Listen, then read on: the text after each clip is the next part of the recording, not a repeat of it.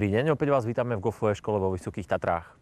V nasledujúcich častiach sa budeme venovať profesionálnemu tréningu. Ukážeme si, ako profesionáli trénujú krátku hru a samozrejme, akým spôsobom pristupujú k jednotlivým tréningovým procesom.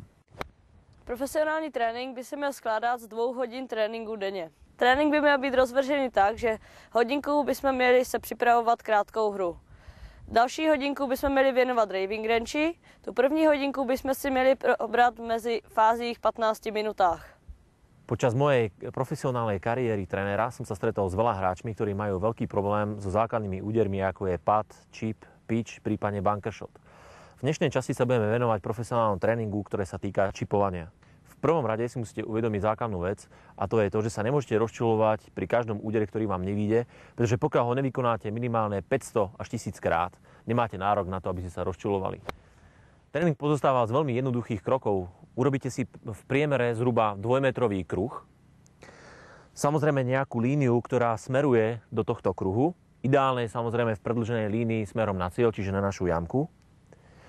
A pri dodržaní správnej techniky, to znamená loptičky pri pravej nohe, váhy presunutí 60% na ľavú nohu, kde palica musí mieriť na ľavý bedrový klb, a rovnobežnom pohybe, ktorý ideme s touto líniou, to znamená do náprahu, ale aj do prešvihu, sa snažíme, aby 100-krát za sebou tá loptička dopadla do tohto kruhu.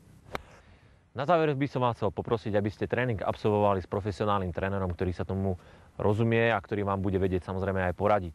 Pokiaľ trafíte 100 loptičiek z 1 metra od daného kruhu, môžete sa kvalifikovať na ďalší meter, to znamená začínate z 2. metra.